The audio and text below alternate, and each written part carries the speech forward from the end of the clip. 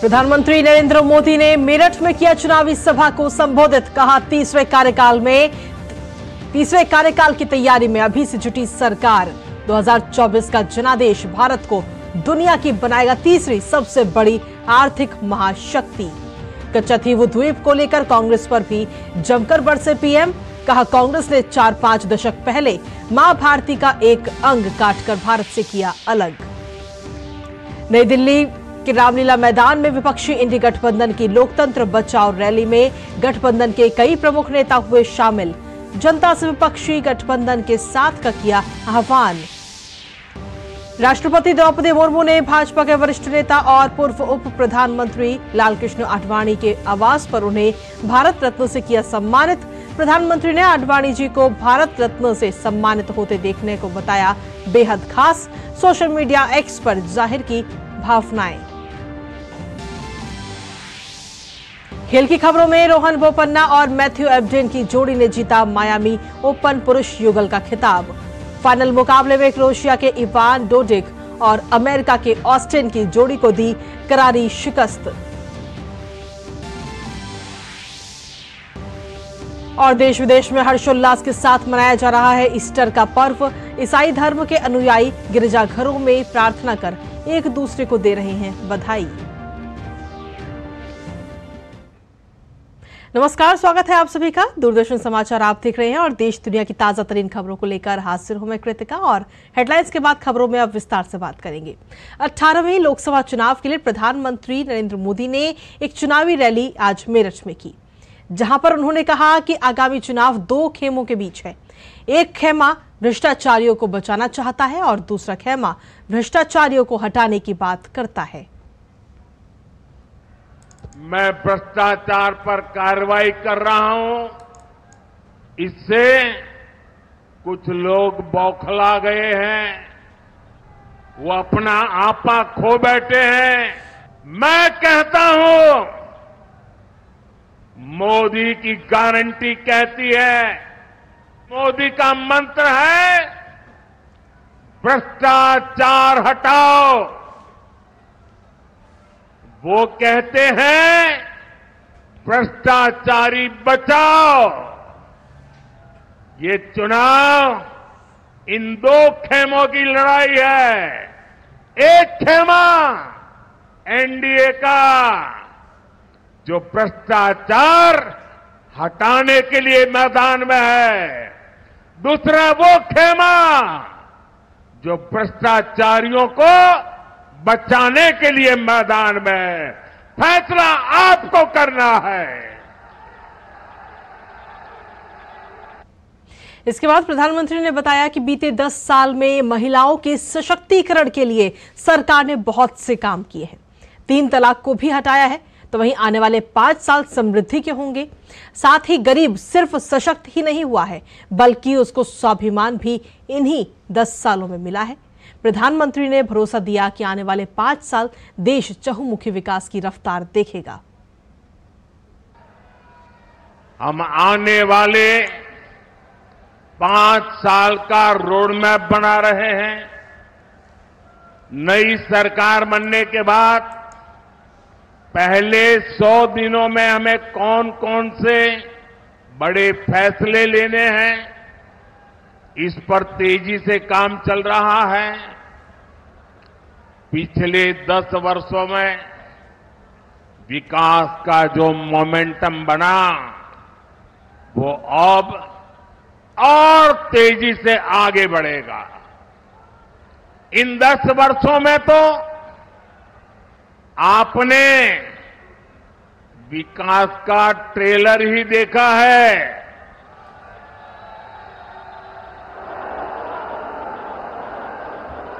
अभी तो हमें देश को बहुत आगे लेकर जाना है। और मंच से प्रधानमंत्री ने 10 साल का हिसाब देते हुए किसानों जवानों के हित में किए गए कामों को भी गिनाया। उन्होंने बताया कि असंभव लगने वाले अटके हुए कई कार्य मौजूदा केंद्र सरकार ने आसानी से पूरे किए हैं। इसलिए इस बार की होली सिर्फ ब्रज में ही नहीं बल्कि अवध में भी धूमधाम से खेली गई। अयोध्या में रामलला का भव्य मंदिर बनेगा। ये लोगों को असंभव लगता था, लेकिन राम मंदिर भी बना है और हर रोज वहां लाखों लोग दर्शन के लिए भी जा रहे हैं। और आपने देखा है ब्रज में कान्हा और राधा तो हर बार की तरह होली खेले ही, इस बार अवध में रामलला ने भी खूब होली खेली। और चलिए खबरों में आगे बढ़ेंगे, लेकिन उससे पहले सीधा रुख करते हैं राजस्थान के सीकर का, जहां पर गृह मंत्री अमित शाह इस वक्त रोड शो करते हुए नजर आ रहे हैं। और ये सीधी तस्वीरें आपको दिखा रहे हैं।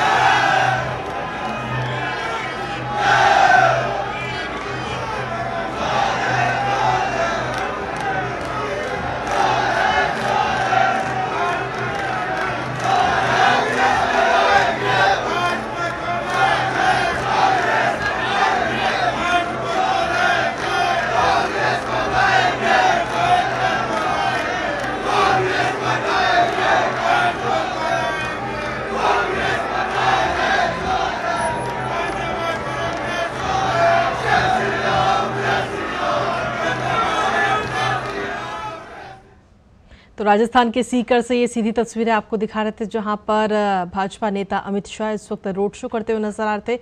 सीधे तौर पर देखा जाता है चुनावी माहौल है, और ऐसे में इस रोड शो में जो आम जनता है वो भी बढ़ चढ़कर हिस्सा लेती हुई हमें नजर आई। इस दौरान जय श्री राम के नारे भी लगाए गए। और इसी के साथ चलिए खबरों में आगे बढ़ेंगे।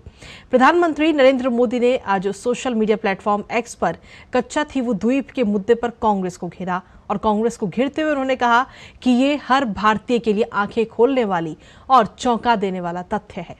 नए तथ्यों से पता चलता है कि कैसे कांग्रेस ने बेरहमी से कच्चा थीवू को छोड़ दिया। इससे हर भारतीय नाराज है और लोगों के मन में ये बात बैठ गई है कि हम कांग्रेस पर कभी भरोसा नहीं कर सकते।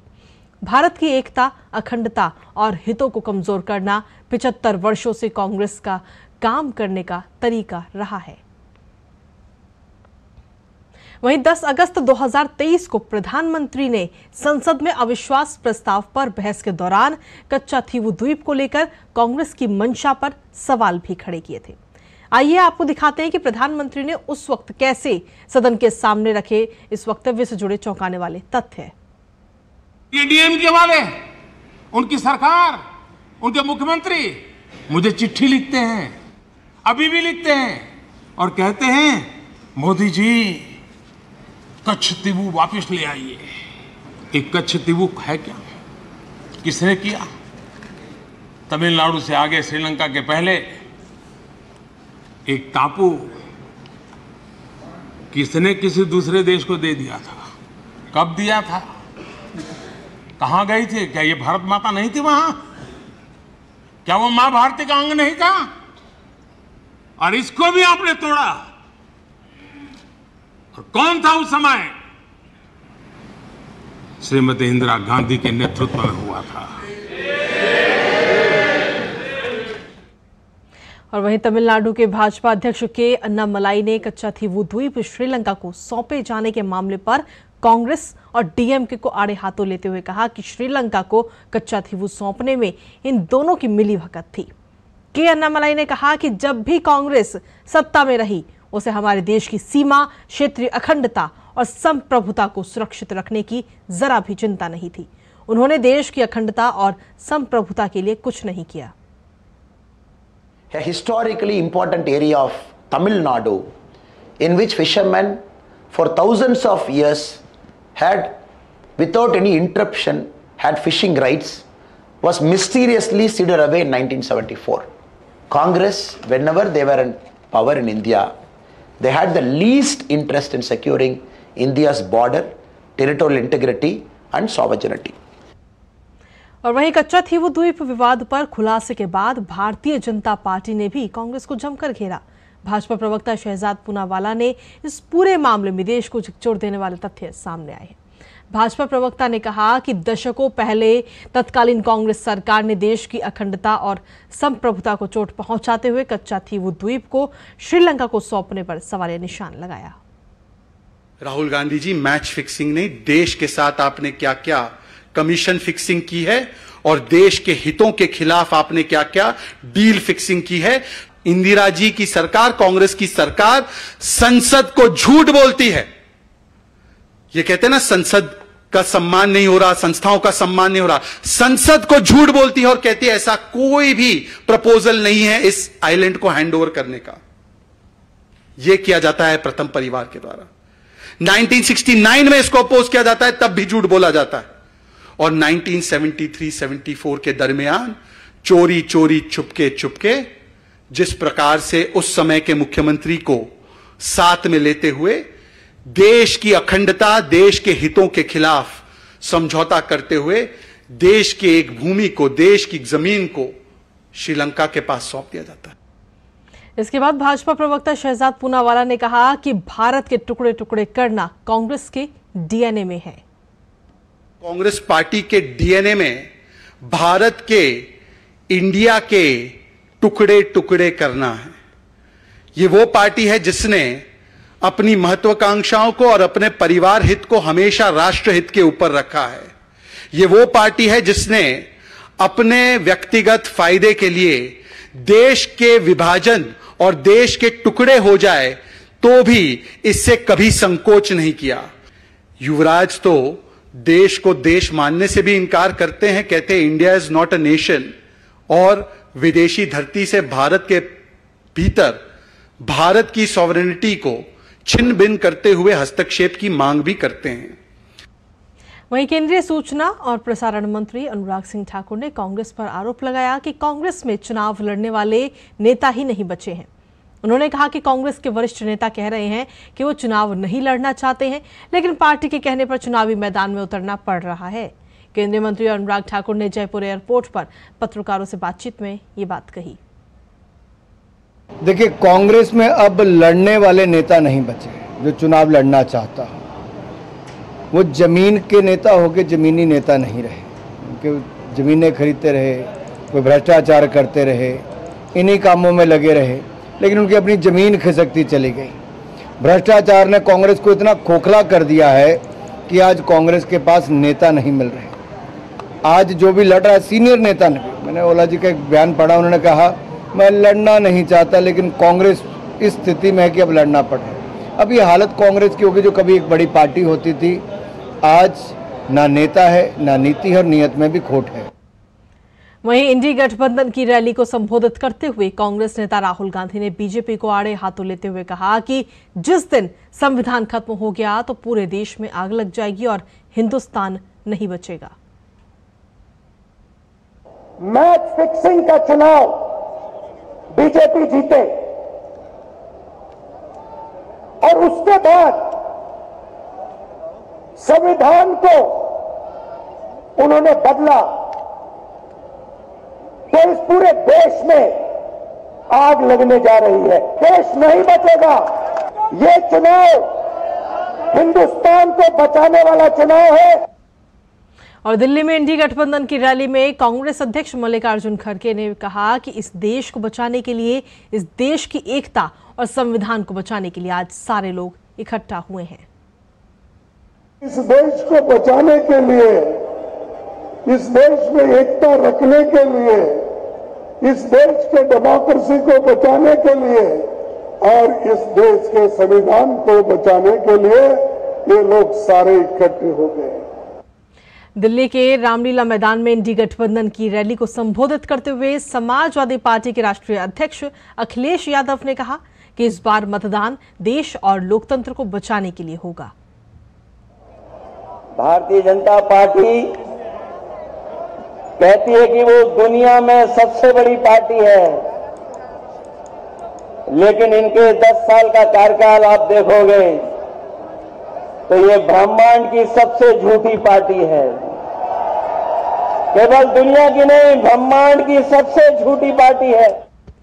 वहीं झारखंड मुक्ति मोर्चा के नेता और पूर्व मुख्यमंत्री हेमंत सोरेन की पत्नी कल्पना सोरेन ने इंडी गठबंधन की रैली को संबोधित किया और कहा कि लोकतंत्र को बचाने के लिए आपको अपने वोट का चुनाव सही तरीके से करना होगा। आने वाले आगामी चुनावों में इस उम्मीद से हमारे गठबंधन, इंडिया गठबंधन के लोगों को मजबूती दीजिएगा। और चलिए बुलेटिन में आगे बढ़ते हुए अब अन्य खबरों का रुख करते हैं, जहां देश के पूर्व उप प्रधानमंत्री और दिग्गज बीजेपी नेता लालकृष्ण आडवाणी को आज भारत रत्न सम्मान से सम्मानित किया गया। राष्ट्रपति द्रौपदी मुर्मू ने आडवाणी जी के घर जाकर उन्हें देश के सर्वोच्च नागरिक सम्मान से सम्मानित किया और इस दौरान प्रधानमंत्री नरेंद्र मोदी भी वहां पर मौजूद रहे। साथ ही इस दौरान रक्षा मंत्री राजनाथ सिंह और गृह मंत्री अमित शाह भी वहां पर मौजूद रहे।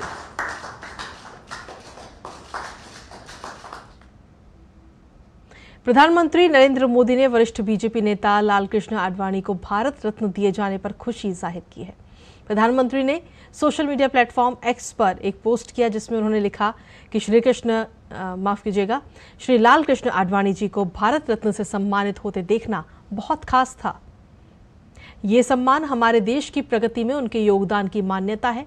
लोक सेवा के प्रति उनका समर्पण और आधुनिक भारत को आकार देने में उनकी महत्वपूर्ण भूमिका ने हमारे इतिहास पर एक अमिट छाप छोड़ी है। मुझे इस बात का गर्व है कि पिछले कई दशकों में मुझे उनके साथ बहुत करीब से काम करने का मौका मिला।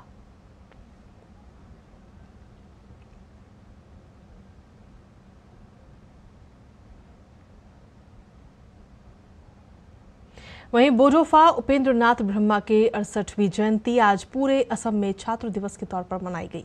महान बोडो नेता बोडोफा उपेंद्र नाथ ब्रह्मा के सम्मान में कई संगठनों और शैक्षणिक संस्थानों ने सांस्कृतिक कार्यक्रम और अन्य कार्यक्रम भी आज आयोजित किए गए। असम के मुख्यमंत्री हेमंत बिस्वा शर्मा ने भी बोडोफा उपेंद्र नाथ ब्रह्मा को उनकी जयंती पर श्रद्धांजलि दी। मुख्यमंत्री हेमंत बिस्वा शर्मा ने सोशल मीडिया प्लेटफॉर्म एक्स पर एक पोस्ट की जिसमें उन्होंने लिखा कि बोडोफा उपेंद्र नाथ ब्रह्मा एकता और सद्भाव के प्रतीक हैं। उन्होंने बोडो समुदाय के कल्याण के लिए अद्वितीय नेतृत्व का प्रदर्शन किया। जियो और जीने दो का उनका संदेश शांति और प्रगति की नींव के रूप में कार्य करता है।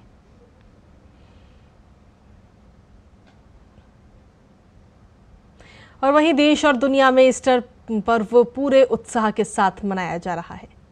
एक दूसरे को विभिन्न माध्यमों से हैप्पी ईस्टर कहते हुए बधाई संदेश दे रहे हैं। इस मौके पर ईस्टर रविवार को यरूशलेम के चर्च में बड़ी संख्या में लोग इकट्ठा होकर विशेष प्रार्थनाएं भी कर रहे हैं।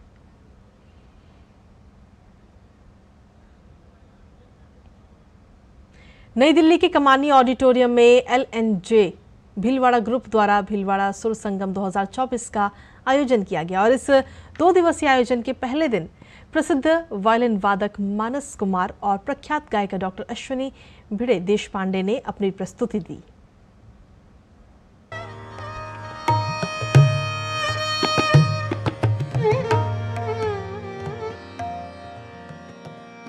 भीलवाड़ा सुर संगम 2024 का आगाज हो चुका है। सुरों की इस महफिल में भारतीय शास्त्रीय संगीत के दिग्गज कलाकार एक ही साथ एक ही मंच पर इकट्ठा होकर अपनी संगीत का जादू बिखेरते हैं। ये उत्सव भारत की सांस्कृतिक धरोहर का जश्न मनाता है। वहीं लोगों के बीच भी इस वार्षिक उत्सव को लेकर काफी उत्साह देखने को मिलता है।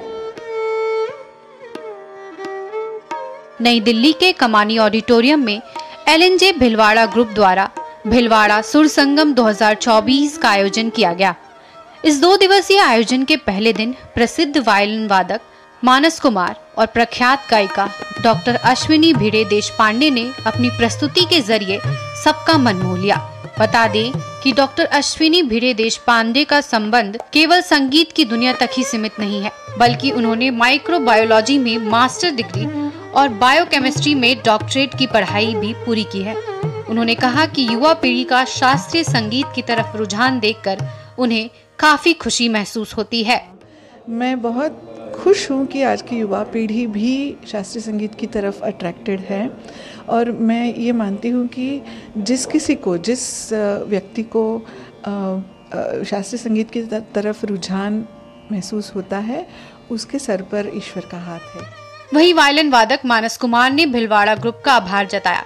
पूरे भिलवाड़ा ग्रुप को मैं बहुत धन्यवाद कहना चाहूँगा कि उन्होंने इतने अच्छे लेवल पे हमारे शास्त्रीय संगीत को प्रमोशन करने के लिए और इतने अच्छे से फेस्टिवल हर साल आयोजन करते आ रहे हैं। आज मुझे भी इस फेस्टिवल में इनवाइट किया, उसके लिए भी मैं बहुत उनका आभारी रहूँगा और मुझे यहाँ परफॉर्म करके बहुत अच्छा लगा।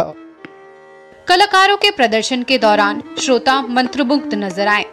गौरतलब है कि इस आयोजन के माध्यम से LNJ भिलवाड़ा ग्रुप का लक्ष्य आज की पीढ़ी के बीच भारत की सांस्कृतिक और कलात्मक समृद्धि के प्रति भावना को बढ़ावा देना है।